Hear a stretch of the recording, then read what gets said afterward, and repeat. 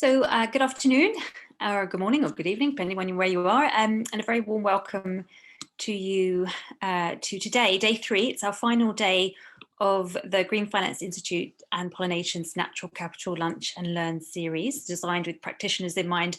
So I hope you're having a good lunch, if that's what you're doing. I'm Helen Avery, Head of Nature Programmes at the Green Finance Institute, and I have the pleasure of moderating today's panel, where we're going to be diving into how the public sector can drive private investment in nature. I think of it as kind of a new take on blended finance. And I have 4 wonderful panelists who are going to be sharing their insights and their own experience today on the topic. So I'll just invite them to turn their cameras on as I invite them in. So very warm welcome to Elvira Lefting, Managing Director of Finance in Motion. Down there in the pink, hopefully you can see their names. Radha Kapali, Managing Director of New Forests, thank you for joining us all the way from Sydney today. James Mansfield, Co-founder and Managing Director of Finance Earth, welcome Jamie. And Dr. Gemma Bone-Dodds, Director of Insights and Policy at the Scottish National Investment Bank. Thank you so much, Gemma, for stepping in for David Ritchie. We're thrilled you're here with us today.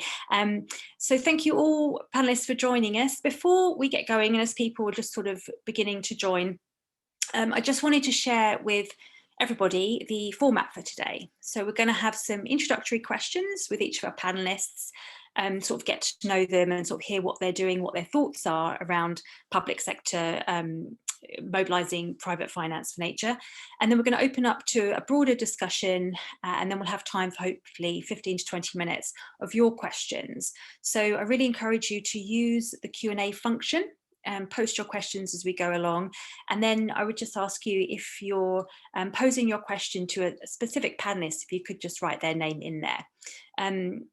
Also, I just wanted to thank those of you who filled in the survey before attending. Oh, my power's gone. That's always good. So we're going to explore blended finance and how it's working when it comes to driving private investment and creating markets. So we wanted to first pose a question to your audience, to you, the audience, before we get going. So Patricia, I wonder if you could just bring up our poll. And that is, are you confident that blended finance can result in greater private investment in nature? And we're only leaving room for a yes or a no on this one, so you have to make a decision, no sitting in the middle. So while I invite you to sort of answer that, and we'll come back to the answer in a moment, I'd like to sort of come to you, our first panelist, Elvira. So, you know, Finance in Motion have had a lot of experience in developing blended finance and using public sector capital to support private investment. So as a bit of an introduction to the audience today, I just wondered if you could outline for us some of that work. Yeah, yes, gladly, and hello to everyone. For most of our investment funds, as well as for the accompanying capacity and institution building work we run, of which we also do a lot, it's not only investment, but really also building ecosystems. We use a blended finance model combining public but also philanthropic money, semi-public funding from development finance institution, and private funding. We were an early adopter of this, and our team has been instrumental in structuring development funds this way early on, dating back more than 15 years. It might even be 20 years by now, when the EFSA was actually conceptualized, and this was done by our team. And a lot has changed since then, because then when this happened 15 to 20 years ago, the word structured finance in the public domain was not well received at all. And it is a big contrast to the hype right now about blended finance. That's quite a stark contrast from our end. So we've come a long way. And right now we run 9 funds and sub-funds with 3 billion euros of assets, spanning from sustainable timber to sustainable agriculture and conservation, clean energy production, industrial resource efficiency, and much more. As we have and are focusing on low to mid-income countries with ambitious impact goals for each fund, which is then traced and managed with rigor, the use of patient, long-term, fully impact-oriented public funding that can help to de-risk and thereby crowd in private investors at large scale and at variety has actually been really, really key. So I'm happy to be invited to this panel to talk about the power of this blended model. And maybe I can single out one fund to illustrate this, namely the Eco-Business Fund, which operates in Latin America and Sub-Saharan Africa, with the aim to mainly accelerate the adoption of sustainable agriculture and conservation practices.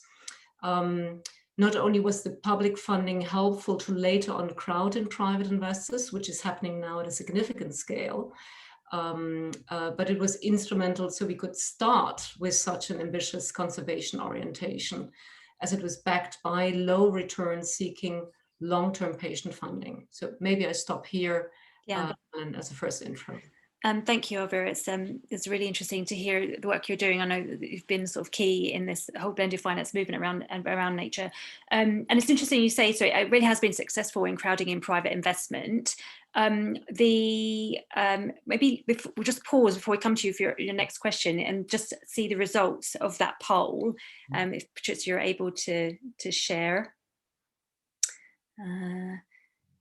So 82% confident that blended finance can result in greater private investment in nature, and 18% hard no, but skeptical. I have to say, I thought it was going to be more even, because I know blended finance has had a bit of a bad rap, over the years. It's been talked about for so long. But obviously, just listening to you there, Elvira, it obviously is having sort of success and doing what we need it to do. So sort of maybe on that then, maybe, do you think it's working? And can you sort of share with us sort of your thoughts on blended finance? Yeah, I very confidently voted with yes, so I'm for part of the 82%. It absolutely works, and I would add it is very essential if done well. We personally at Finance in Motion, we see a very positive correlation between the use of public funding and the depths of impact targeted, the extent of risk appetite in building a portfolio, and very importantly, the space for innovation. Likewise, the commercial discipline induced by private investors, the focus they bring, the efficiency they bring, that's also key. And blending that we really consider very helpful. So blending the two worlds, if you so wish. But the phasing and the sequencing is likewise important. New asset classes, and natural capital in that sense is a new asset class, often need time to be built up. A good balance between risk and financial and impact return often only can play out over time. And as I already said, natural capital investments, land use, restoration projects, conservation, they are the new important investment frontier. But there is no easy solutions available. At least we haven't found them. This is hard work. This is very dedicated, very expertise-driven work, and coming with a lot of risks as well and a lot of costs. So we would certainly argue that public and philanthropic, so catalytic funding, is needed to enable taking these risks, but also reduce the costs for such ventures. And so in our view, smart public funding can really be a trailblazer. I don't want to pour vinegar into the wine or whatever other proverb one could use, but when it is too narrow, when public funding is too narrow in its focus, in its regional or sector or targets it sets itself, then of course it becomes tricky, because then you lose efficiency and synergies. Somebody once spoke about the fragmentation of public sector focus. So only this region, only for that target, and only for something else, then of course that is an issue. But generally we would say the role of public and philanthropic catalytic funding is absolutely vital to bring us broader and more forcefully into this space. Fantastic. Thanks, Elvira. And I think we'll come back and sort of touch on some of these challenges earlier and sort of talk about some of the innovative models or how we can work around some of these challenges so that we can get more blended finance models out working. So thank you. Jamie, coming to you now, and thanks for joining us today. So Finance Earth is an advisor to nature-based projects seeking private investment, as well as an impact asset manager developing funds. So what's your sense of the need for public sector de-risking or support in getting private investments into nature? Yeah, well, thanks very much, Helen, and real pleasure to be here this afternoon or this morning, depending on where you are in the world. And as you say, as a sort of, I guess our insights into this market is really driven because we're fortunate enough to work with many of the sort of the blue chip sort of environmental NGOs and corporates internationally, helping to build the business models and create the financing structures and ultimately the investment models that actually catalyze the sort of investment into nature. And it's through that we've really sort of gained a lot of our insight as to what the role of blended finance and sort of support programs are. And so out of all of the funds, over 500 million of programs that we've designed, all of those have some element of blending or aligned capital structure within those. And I guess the sort of the backdrop of that, I think it's quite important to understand the role of those sort of de-risking tools in the context of how we build markets. And if we sort of step back and we look at sort of a simplified version of the environmental markets, at the bottom we have lots of sort of innovation and activity of projects trying to create business models, trying to sort of catalyze those mechanisms that can create the cash flows that ultimately can then raise finance. And so we need to look at how do we catalyze and support those enterprises and models coming up. And at the next stage of that is also to look at what is the capital and how do we support investors in understanding those cash flows and actually facilitating that investment down into those projects. And so actually, how do we help de-risk potentially quite specific issues and then over time use that information and share that information with the wider sector, so ultimately other investors can really start to understand the risk profile of these transactions, and eventually actually we start to see a situation where blended finance starts to have an exit, and actually you can start to decrease the amount of blending over time as investors start to understand those risk profiles, as the market starts to understand how to create business models that actually appeal to investors and create those risk-adjusted returns. At the same time, it's really important to recognize the need for the policy and the enabling environment. And so talking about just blended finance is I think a slightly artificial situation. The role of the public sector as a whole is a really critical sort of critical function in creating the enabling environment and in creating the sort of the support frameworks that create those cash flows, that facilitate the governance and safeguarding of these models to make sure that they do truly deliver for nature and society. And I think if we just sort of reflect on some of the learning that we've seen working with lots of very sort of many case world leading sort of project developers, we often see there's quite substantial capacity gaps in their knowledge to create the investment models, to create the sort of the solutions that do ultimately attract investment. And so that's why programs like the UK government's National Environment Investment Readiness Fund is so powerful, because actually it provides that catalytic capital, it provides that sort of R&D type funding to really test and innovate and lend the skill sets and pay for the skill sets to developers to create those business models in the first place. And at the same time, as I've said, it is, as well as sort of creating those business models, we need to look at how we pull capital down into those. And whilst it is technically possible to create investments into nature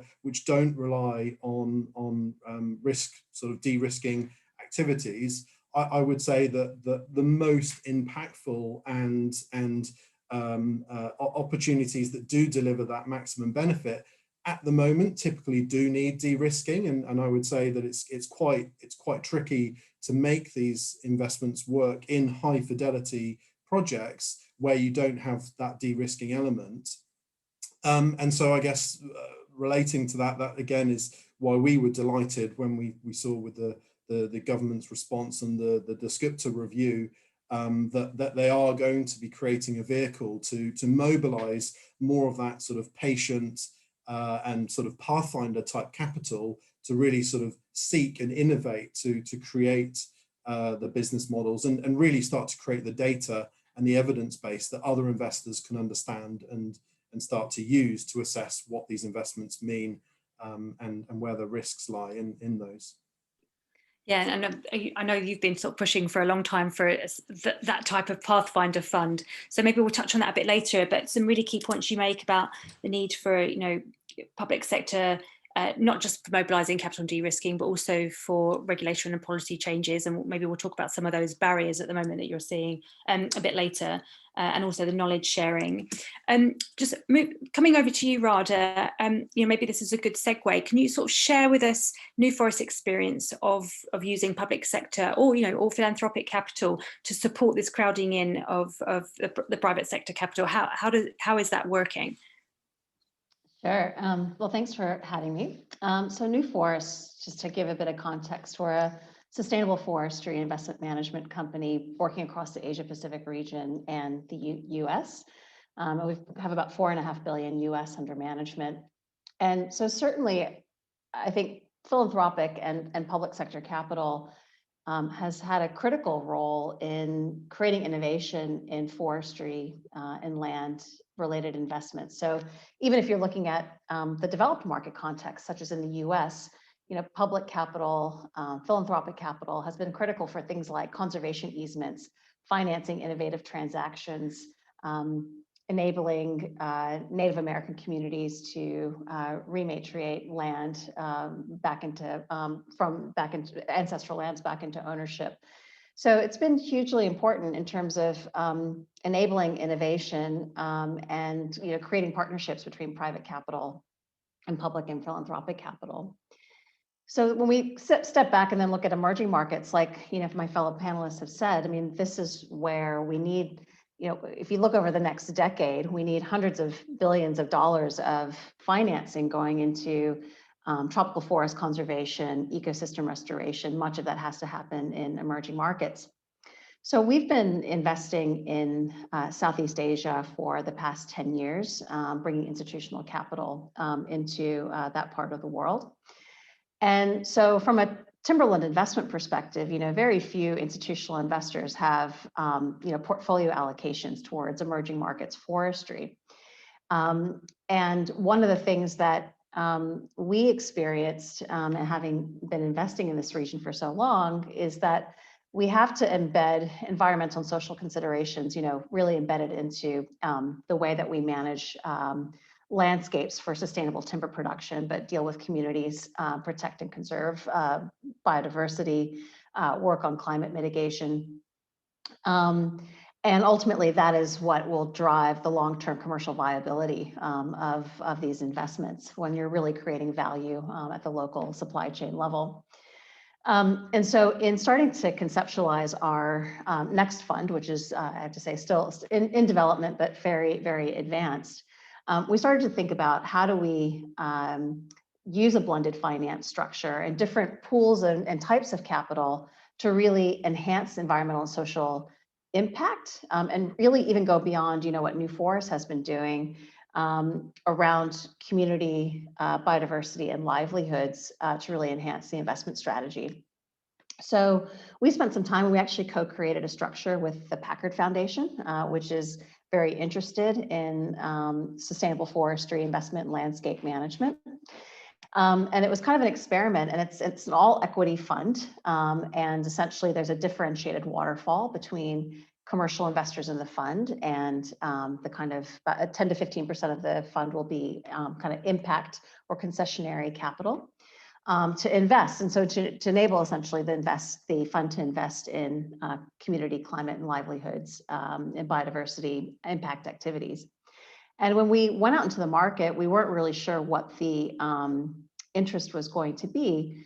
But what we really found was that a very diverse pool of investors, both institutional and corporate, were interested in investment precisely because of the blended finance and impact structure. And so I think one of the things that's really shifted in the past few years is that the thematic allocations of institutional investors and the desire to align with the SDGs, the desire to align with climate mitigation has really accelerated. And so they're looking for commercial strategies. And so this kind of impact approach and blended finance approach was a way for them to really understand how they can invest in emerging markets, but with this, by managing environmental and social risks, and in fact, really creating positive outcomes. So, ultimately, we've got a diverse pool of institutional, corporate, DFI, philanthropic capital going into the fund. I think we'll talk about it, I think, a little bit later, but climate mitigation, carbon finance has also ultimately been an important part of this. And I would say that I'll also say that technical assistance is still really important. And in fact, Partnerships for Forests from the UK government has been someone that's really supported some of our investments. Green Invest Asia out of USAID to support due diligence and support asset management. So interested to see how all of this unfolds, but clearly an important part of emerging markets investment. Yeah, it's fantastic. Thank you. It's really interesting to sort of see that in action, especially around the impact side. I guess it's not something you typically think of as the blended finance portion can help provide those sort of impact metrics or measurements and support that sort of sharing of data.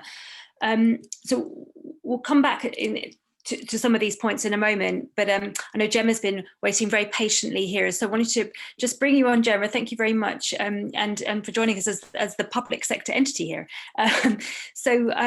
The Scottish National Investment Bank is very new. It has a green remit, obviously, to crowd in private sector capital. Well, actually, you tell us. Can you share with us a bit about what the rationale was in setting up the Bank for Scotland as it means to sort of drive private investment, and how you see public sector playing a role specifically for nature?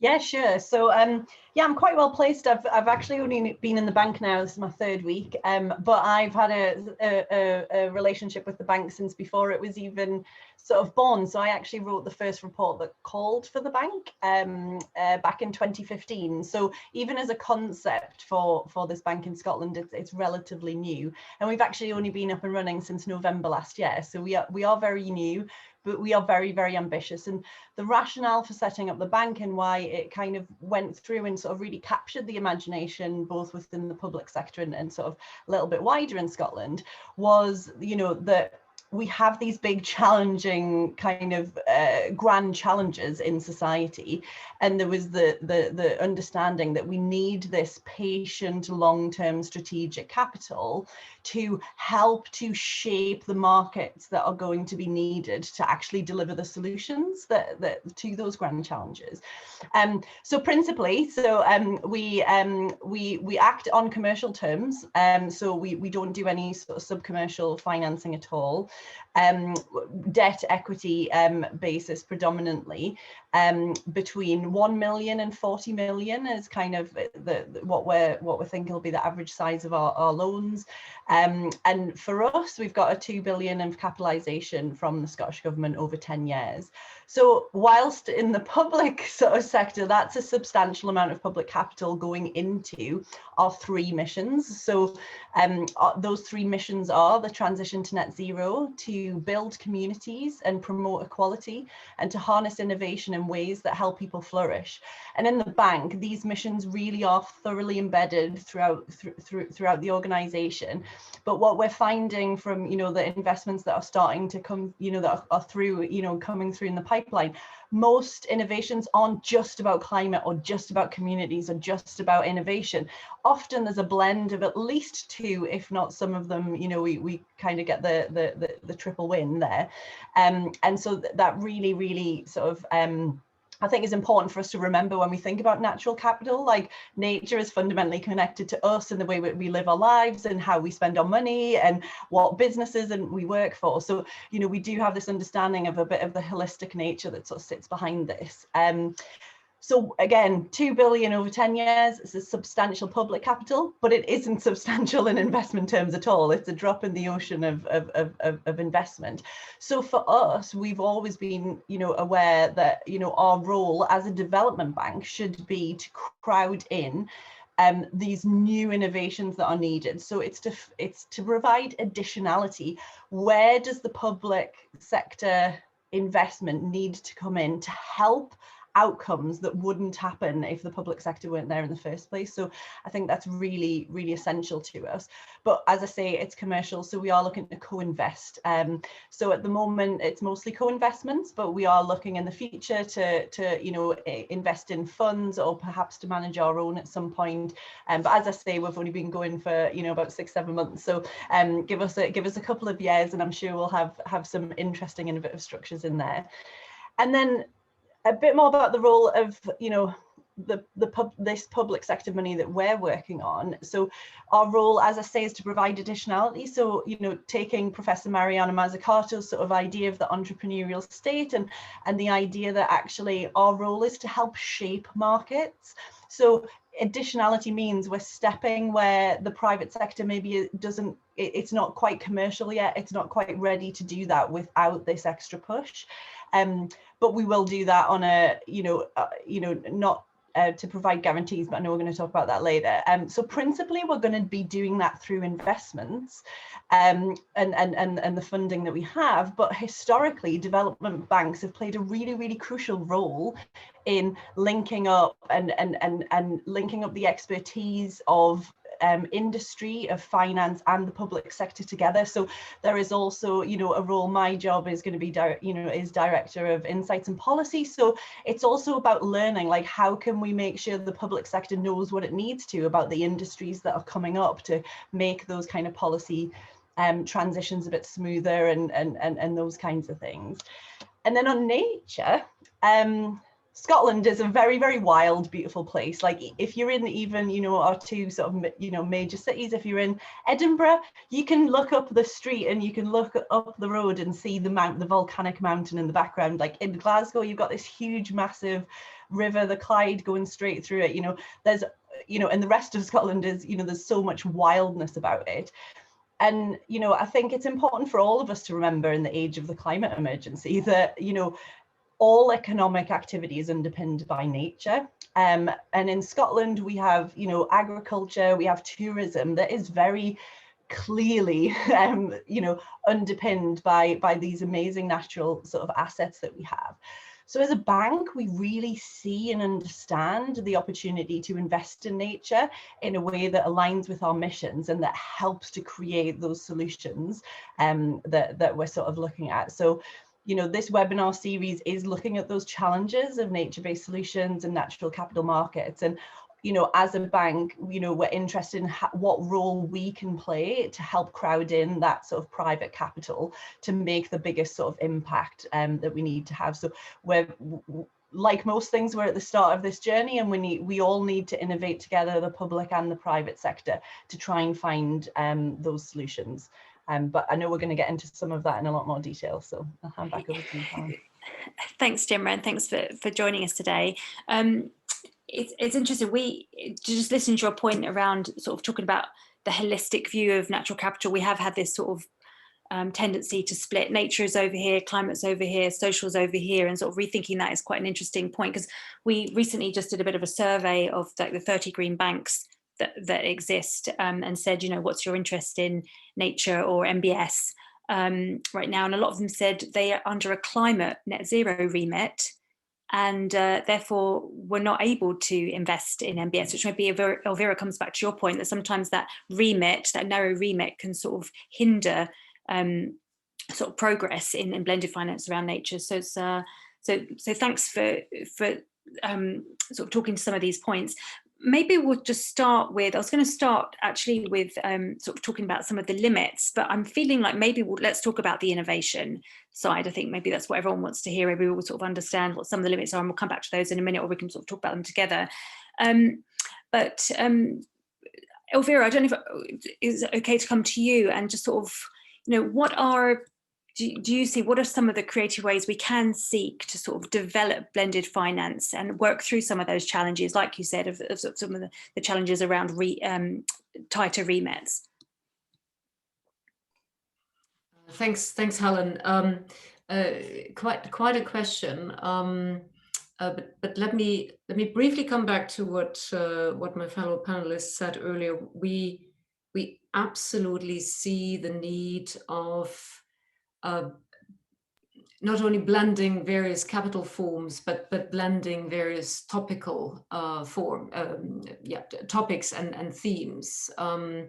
It's all interconnected and it's all interdependent. And I would really wish that is understood more and translates more into public policy and investment policy overall for banks, for asset managers, etc. Because nothing is one-dimensional any longer. Nothing is plain vanilla, and that to me is so vital and important, because if we look at the reality on the ground, right now is that for very good reasons, their regulation is increasing also on the compliance side, and for very good reasons, the impact measurement that needs to be done is also increasing. But only those two things alone, they drive up costs. And somebody needs to absorb that, and somebody needs to understand that there's almost a juxtaposition that the sharper the sanction screening, the KYC you need to deploy, etc., the less prone you are to go to the next frontier and go down from regulated counterparties to non-regulated to smaller counterparties. And I don't want to make too big a fuss about this topic, but it certainly is concerning us. How do we square that? And again, you need to invest into handling these challenges, into managing these costs. And some in the audience will smile when I say that, but it's not only about de-risking investors, it's also about de-risking managers. And I think we all need to understand that. And it's not, I'm not referring to ourselves now as a more established asset manager, but if you really want to bring in the best talents, and we need the best talents, we need the most expertise to go into this field, then you need to set incentives for these people as well, to change careers, to change paths, to invest into solutions, and to bring up the patience that is there. So one innovation that we certainly are working on together with publics and privates is to build a structure that helps new funds and new fund teams over this critical area. You've got a great idea, you have a very very established team, but you need to fundraise at the same time as you need to conceptualize the fund, at the same time as you need to build a portfolio, and that's very, very tricky. So that's where a lot of our thinking goes into. And it was also said that the need for technical assistance for capacity building shouldn't be underestimated. We could not agree more.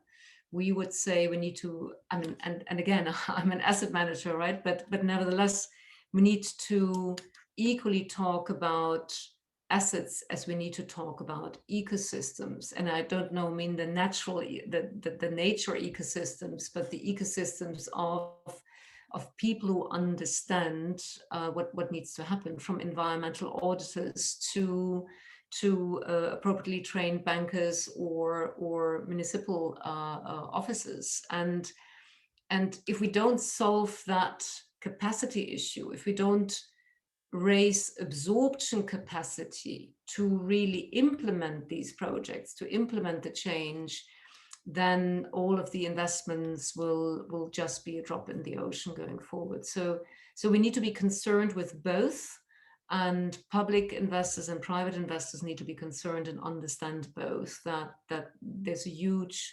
correlation between absorption capacity and building capacity and investment opportunities. And yeah, a lot of our thinking goes in that direction, how how to de-risk teams and managers and scale up funds much more quickly, but also how to really tie the ecosystem building much closer to the asset build-up, the portfolio build-up. Again, a matter of costs, a matter of investments, a matter of patience. Thanks. Fantastic, thank you.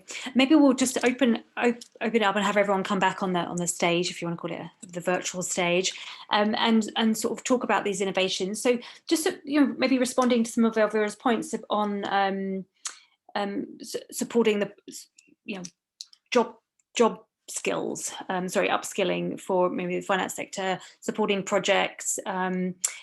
I just wondered, Jamie, can I come to you? I wonder if you had any sort of thoughts about just your response to some of Elvira's comments, and then sort of your own innovations and what you're seeing.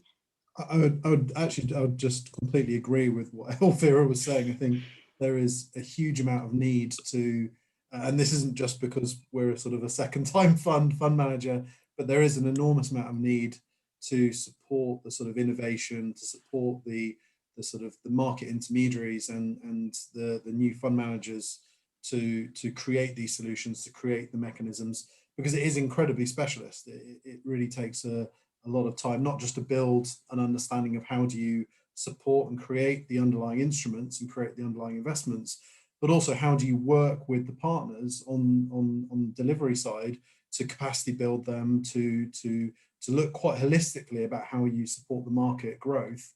And yes, that's about capacity building. Yes, that's about building partners' ability to create the transactions, but it's also about the market infrastructure. It's also about supporting the sort of the wider regulation, the wider sort of market frameworks that support the flow of those revenues and those sort of environmental markets that can flow from these systems.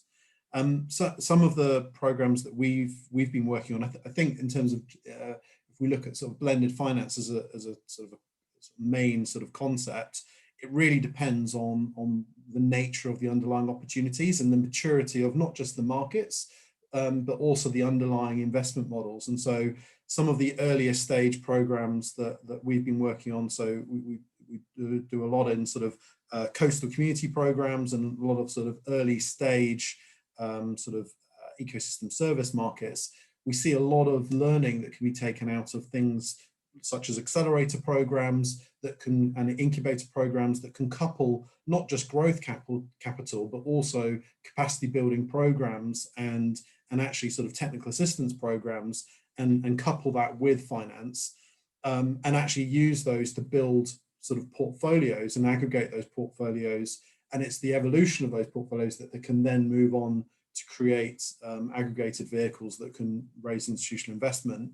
In a similar way, when we're looking at more mature opportunities and more mature markets, we use sort of blended finance in a different way, and we actually use that as a tool to de-risk certain characteristics. So it might be reducing due diligence, risk of sort of transaction failure, reducing origination costs, and actually what we see is quite often that is sufficient to get investors comfortable, where we can demonstrate the underlying opportunities are that much more mature. I think there's a lot of learning that can be taken out of the social investment world, and indeed many of our sort of team and my co-founder have learned a huge amount from working in that market, and there's been a huge amount of innovation, particularly in the UK actually, within the social investment market. And I think the growth of that and the support mechanisms, things like the investment readiness fund programs, really sort of provide quite an important light as to how you can grow those markets. There are also sort of specific products, things like impact bond, outcome payment mechanisms, which are also really powerful and start to show how you can use those sorts of tools to where there might not be easily tradable revenue streams, to create mechanisms which can share risk with private finance as well. And those sorts of learnings are, I think, are really, really powerful. And of course, the renewable energy market also has a huge amount of learning to take from as well. So where we saw the sort of the growth and, you know, the fact that renewable energy is now an institutional asset class, and yet 15 years ago it was arguably considered quite risky, and now that has clearly evolve very, very quickly. And if we look at the support mechanisms that really focused on the revenue streams and the confidence in the underlying income streams around that, those can provide lots of sort of learning points. And so some of the programs that we're involved in are looking to take some of those learnings, creating floor price mechanisms for voluntary markets, and start to build that long-term certainty for investors to give that confidence to invest in those projects that you can see that they will generate those benefits into the long term. Fantastic. Yeah, there's some great examples there, especially on the impact bond. I think that's an interesting way of looking at it, on the risk sharing side, where the public sector could be useful. So I think we'll just we'll wrap up this particular question with the rest of our panelists, and then we'll open up to questions because there's quite a few there. So Radha, just coming to you, I wonder if you could sort of just maybe comment on what you've heard and sort of share what you see as innovation happening right now around this blended finance space, or even just sort of use of public sector in general, not just necessarily the capital. So I would say and I'd be interested to hear what others say, maybe this will be a bit provocative, but I would say that in my experience, public sector capital could be more innovative by, one, changing its cost of capital, and two, really scaling up. Because in fact, in our experience, it's really been philanthropic capital and institutional capital that has been impact-oriented, concessional, kind of doing things at scale. And absolutely, there's technical assistance, there's grants, there's some of those pools of capital support, due diligence, contractor capacity, things on the ground. But it comes to investment, I would suggest that the investment arms of public governments, are still fairly risk averse and expecting market rates of return. So if we have essentially $1 trillion problem in front of us in terms of restoring ecosystems, investing in nature, governments are actually going to have to really step it up. And this is not, a $5 million, $10 million investment into a fund. We need to be talking about hundreds of millions of dollars of investment. And that's really what will kind of leverage also institutional capital, at multiple rates. And so I think that's what I would sort of throw on the table as what actually needs to happen. There are other ways, of course, that governments can do this. Certainly putting a robust price on carbon. We've seen in markets like Australia, New Zealand, California, where forest carbon markets have created robust price signals for carbon sequestration. You're starting to see permanent plantings of commercial forests or native revegetation, emerging soil carbon markets, extended rotations. So there are multiple mechanisms, both through direct investment as well as kind of creating value. And it's not one or the other. It has to be kind of all of the above if we're going to get to where we need to get to in the next 10 or 15 years. Thank you, Radha. Oh, Gemma, this is going to be a tough one because it's going to come to you after this. And just listening to Radha there about a cost of capital, and your point on that you're actually going to be a co-investor through the bank. I just wondered what your thoughts are about that decision to not provide like the risk-free capital, the guarantees, first loss, but actually be a co-investor. If you could sort of share with us a bit about your thinking there.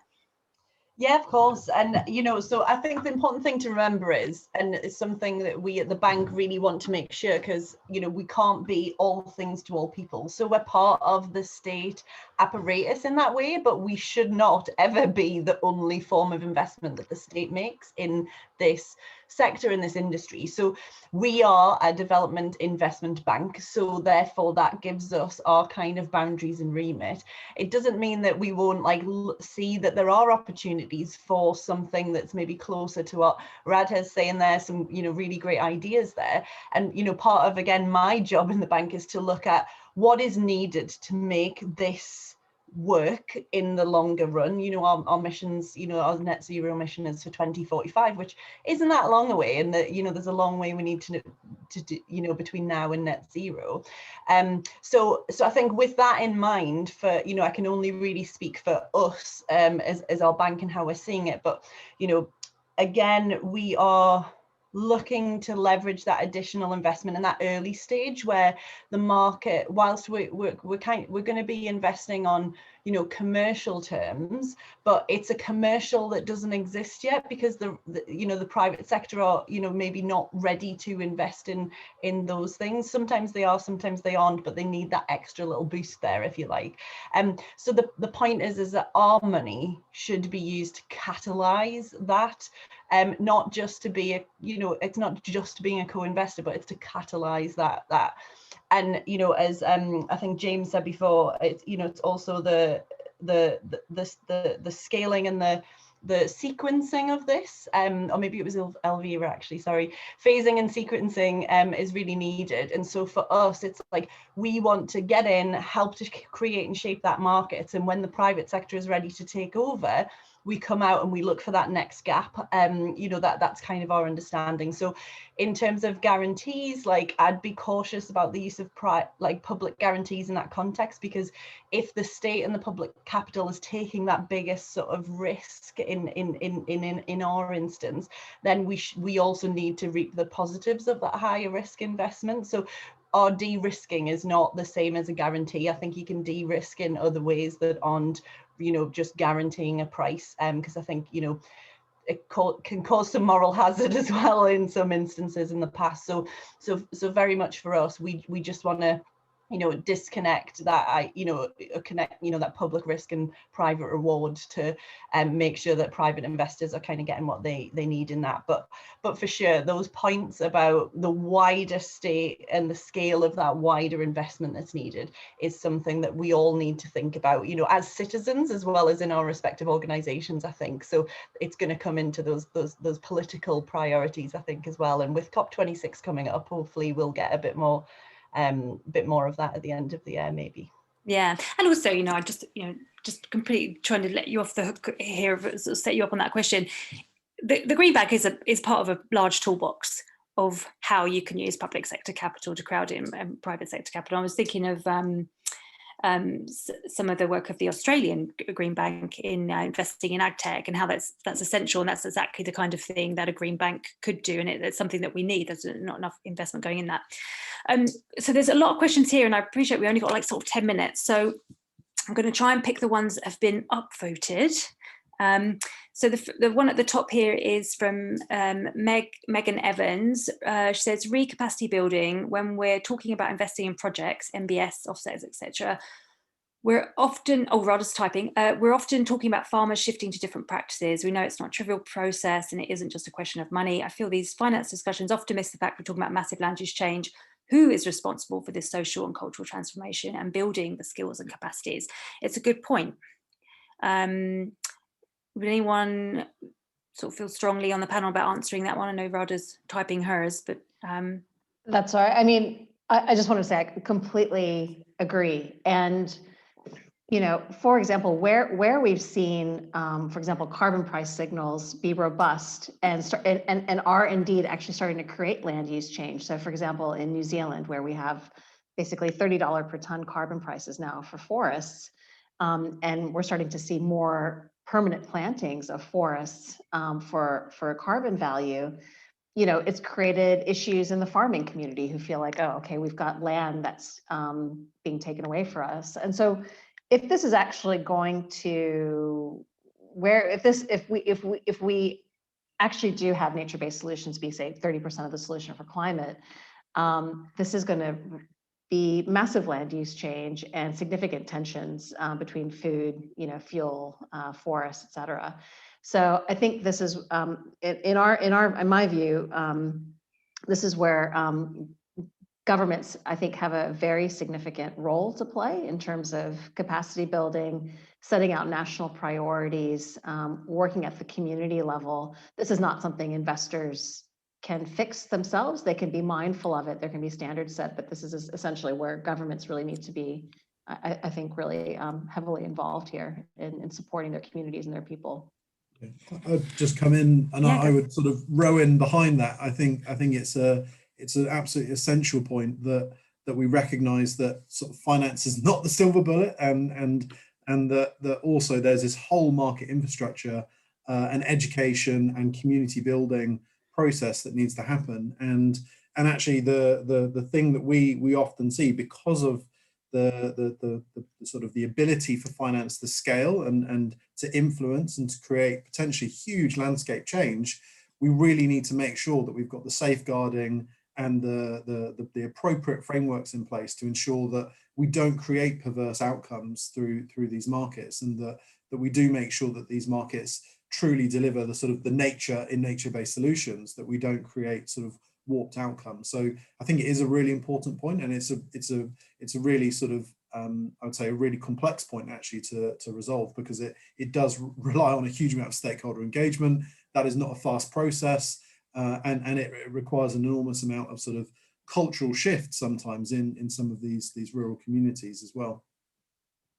And I think just because this is something we're very much, you know, about in the bank, and that's why at the beginning outlining the 3 missions and really how we see them all fitting together is really important. And so, you know, as ourselves, we are trying to innovate on our impact measurement, on our way that we assess how we're doing this, and how we interact with the people who we invest in and the businesses we invest in. So if they could be, for example, a very straight like carbon, you know, business, but we will be asking them about their equality, about how they're involving, you know, the communities and the stakeholders that they're part of. Like those conversations, you know, as active investors, as investors who are trying to help those businesses and those people that we're putting our sort of stake in, to help and to work with them to look at these things. So, you know, I really appreciate Megan's question, because it is really crucial so that we can have this just transition.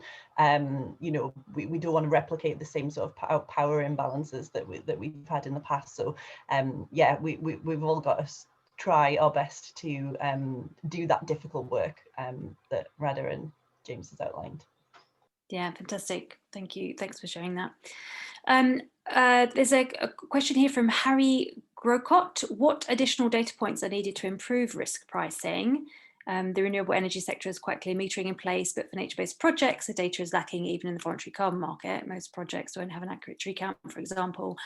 Would anyone, Elvira, you any thoughts on additional data points? Oh, why did you choose me? I'm sorry.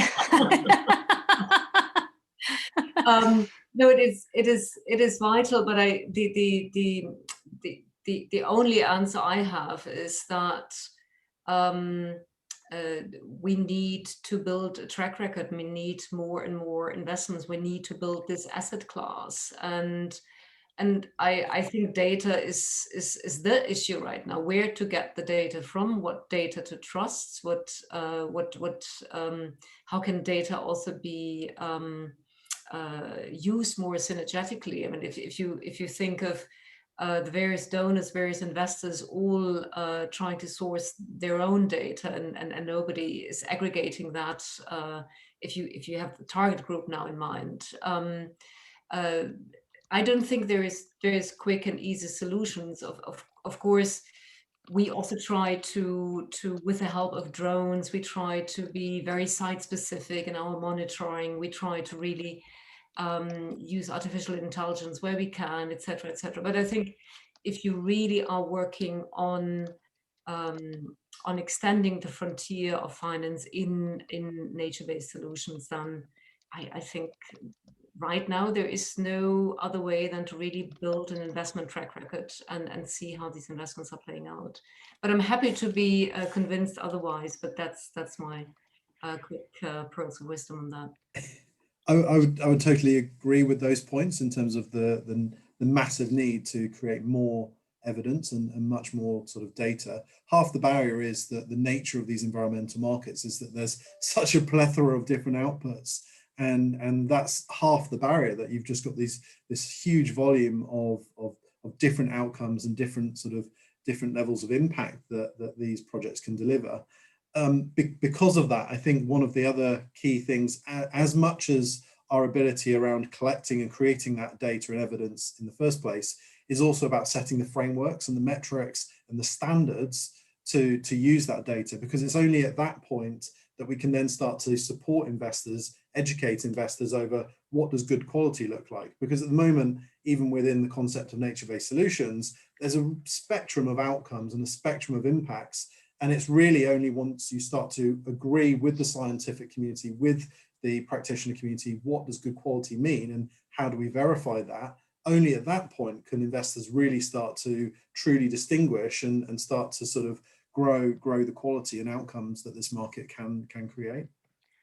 I do think we've forgotten that bit in this sort of, we're running before we've started walking really around nature. I was thinking about the IIF did this wonderful pyramid of how you build sustainable finance markets, and it starts off, bless you Radha, with data at the bottom and then standards and metrics and all the way up to actually them being a market. And I think we're just not there. We'd love to be there because we know the urgency, we've got to get it moving. But on the data side, you know, I fully agree, you know, we don't want to sort of let perfect be the enemy of practice, whatever the phrase is, but yeah, there is a lot of work to be done, and maybe it needs to be done collectively. Maybe that's, you know, what we're not doing at the moment. We're waiting for someone else to do it. I don't know the answer to that one.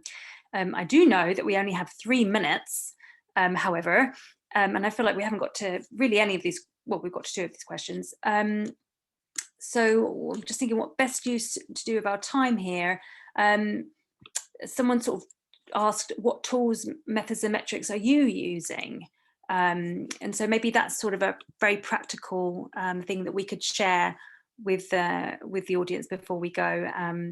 So in our 2 minutes, maybe is it possible to sort of share what we're looking at? Gemma, I appreciate maybe for you it's a bit early in the day to be talking about the tools and metrics that you might be using, but if there's any that spring to mind, please let us know. And Elvira, do you want to? I'd be volunteering this one.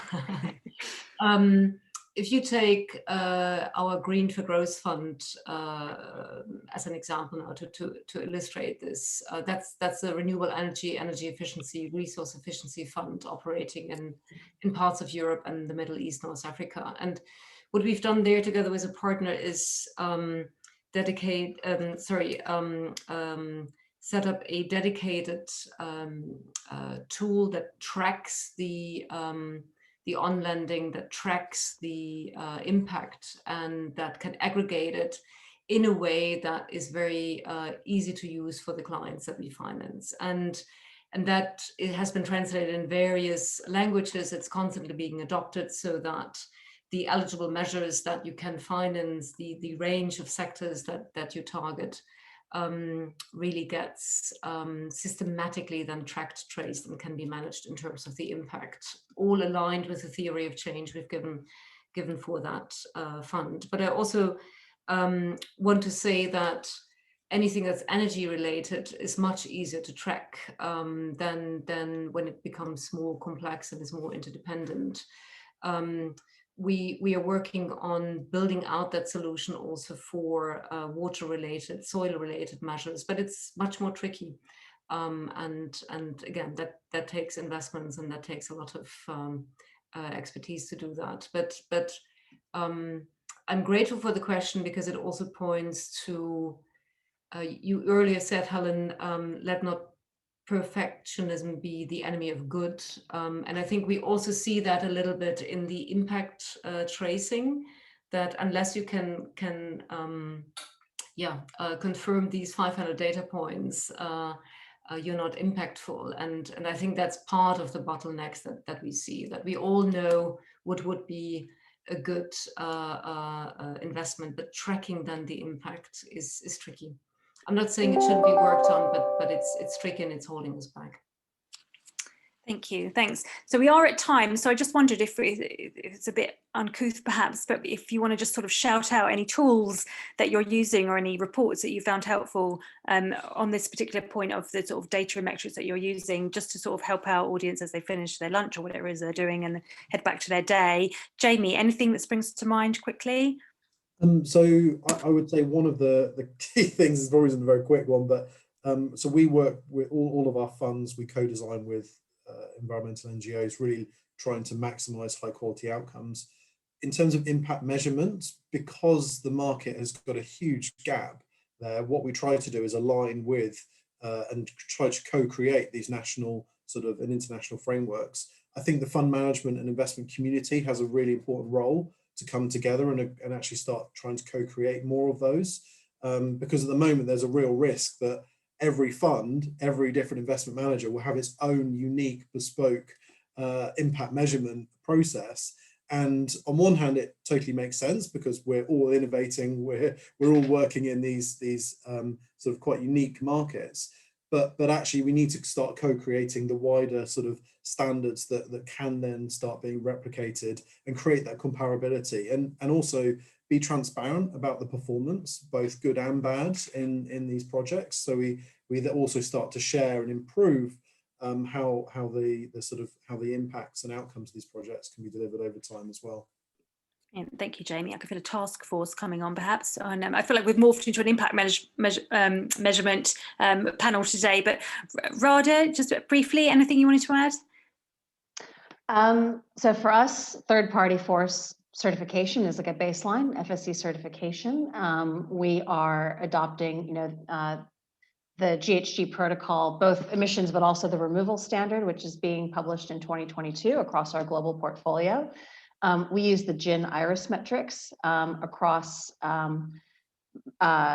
impact related to productivity, land use planning, governance, shared prosperity, ecosystem services, sort of 5 or 6 different areas.